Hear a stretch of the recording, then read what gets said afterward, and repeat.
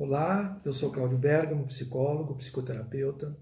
É sempre muito legal, muito satisfatório para mim poder falar sobre ciência, cultura, psicologia, a busca de resoluções de problemas graves ou problemas que às vezes assolam a sociedade.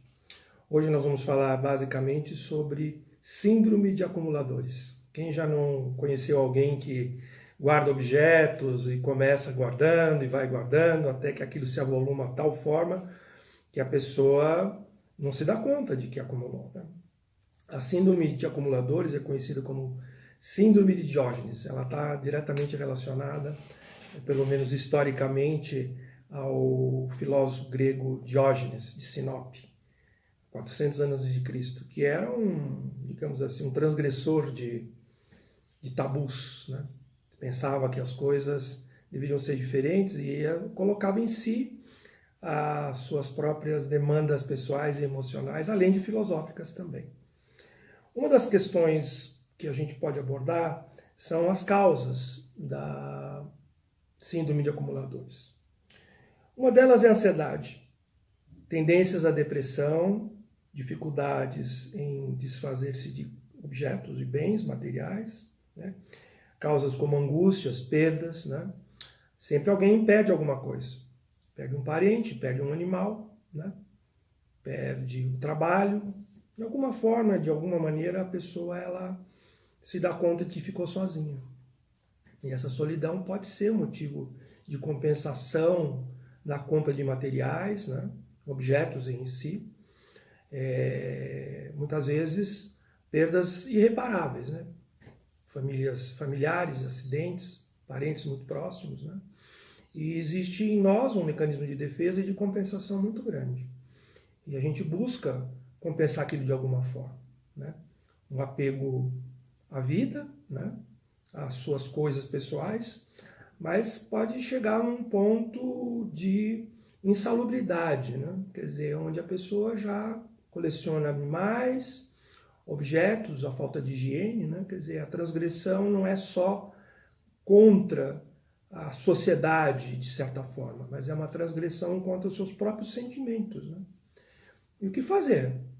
Como resolver esses problemas, né? No caso de acumuladores de animais, às vezes a intervenção é policial mesmo, né? Porque se trata de um ser vivo, né? Então, às vezes a polícia, recebendo denúncias, vai lá e toma as devidas precauções e atitudes para tirar os animais de lá, né? Além de maus tratos. Quando se trata de um bem material, também a insalubridade pode acontecer, né? Pelo acúmulo de materiais, tá? Então, trata-se de um problema muito sério, não é? E nós temos que buscar soluções para isso, né? Quer dizer, a solidão, às vezes, na privacidade, como uma pessoa pode interagir com aquilo, viver daquela forma, né? E às vezes é a base de denúncia, né? Ou um parente próximo, afastado, né? Um filho, um parente, alguém que dá conta de que vira e mexe, vai à casa da pessoa e lá está aquilo totalmente virado de cabeça para o ar, né? Então a gente pensa que há solução, né? Mas também a gente pode ampliar isso a uma discussão da sociedade de consumo, tipicamente consumista, tipicamente acumuladora, não é? E a gente tem que, de alguma forma, pensar o que fazer e como fazer para interagir com essas pessoas, porque se tratam de pessoas com seus problemas, né? E a gente tem, por norma, cuidar das pessoas, né? Então, geralmente se sabe isso por denúncia, né? A solidão é um problema típico, né? O acumulador geralmente é solitário, depois de uma certa idade, às vezes com recursos de aposentadoria, continua comprando as coisas, né?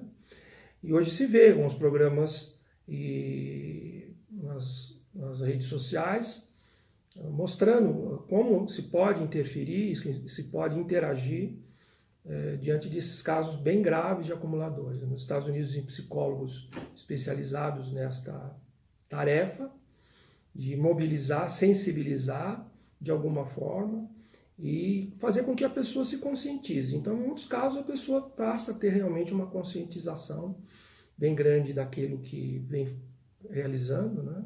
O acúmulo. E da insalubridade também, de entender que a pessoa não pode conviver com aquilo daquela maneira. E as ações são bastante efetivas, né? Porque é um grupo de psicólogos, pessoas da comunidade também, que colaboram, vizinhos, pessoas que percebem aquilo de uma maneira bastante grave e interagem de maneira bastante efetiva. Então, o que a gente tem para dizer que é possível, sim, reverter essas causas, né, esses males, e que nós nos colocamos à disposição também para perguntas e questões que são relativas ao tratamento também dessas pessoas.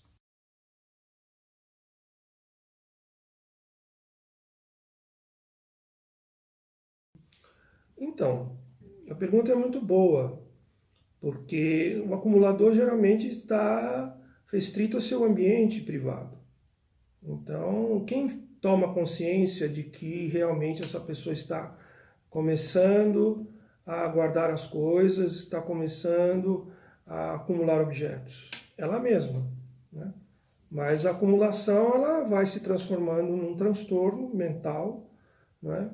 De difícil acesso psicológico, porque depende de denúncia, depende de uma série de fatores que envolvem todo daquela residência, né?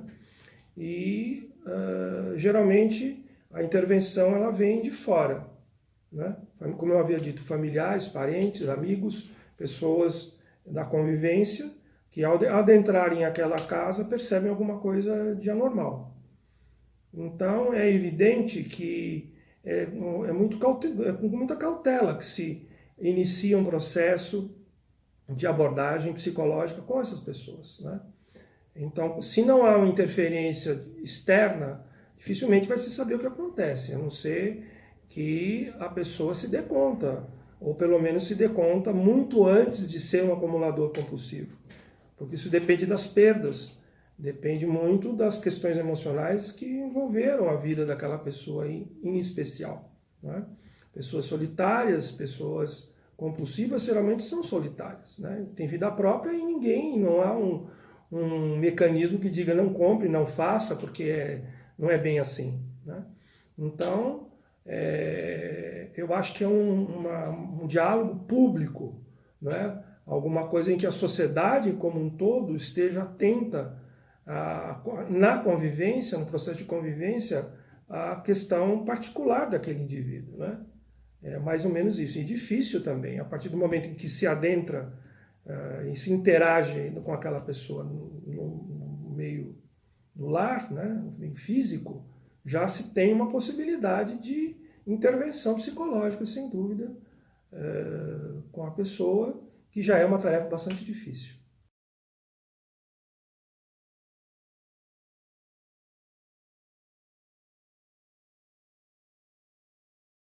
Sim, seria mais ou menos por aí. A pessoa, de certa forma, sabe que está colecionando, acumulando. Ela sabe, no fundo, ela pode ter uma crença de que o compulsivo percebe alguma realidade.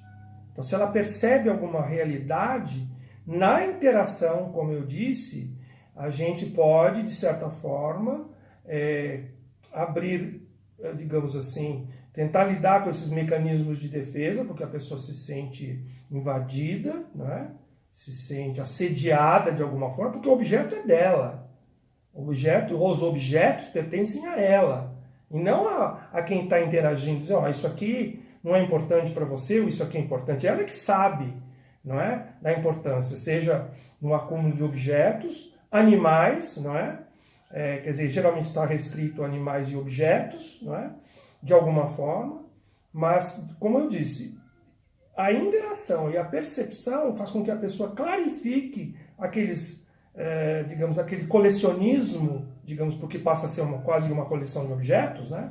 É uma identidade muito forte que a pessoa tem, que forma a sua própria personalidade, digamos, né? O apego é uma coisa muito potente, Então, é sempre com muito cuidado que se aborda esse tipo de assunto a partir do momento que você já é uma pessoa que está percebendo que está passando de algum limite. Mas, quando isso é interativo dentro de um complexo social, é a sociedade que tem que se mobilizar para colaborar com aquela pessoa naquele propósito, né? Na sua intimidade de alguma forma, mas vai interagir com a empregada doméstica, não é? Vai interagir com o marido, vai interagir com os parentes ou com um convidado de casa. Alguma interação vai acontecer de alguma maneira, por isso é difícil também.